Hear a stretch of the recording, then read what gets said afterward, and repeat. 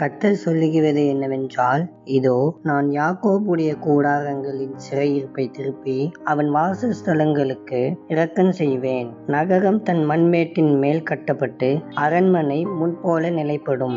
எரேமியா 30:18.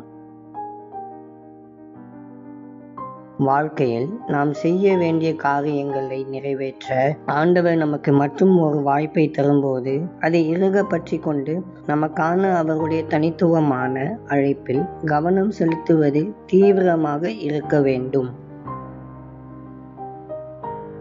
அன்பின் பரலோக தகப்பனே, எங்கள் கேடகமே, புகலிடமே, உமக்கு ஸ்தோத்திரம்.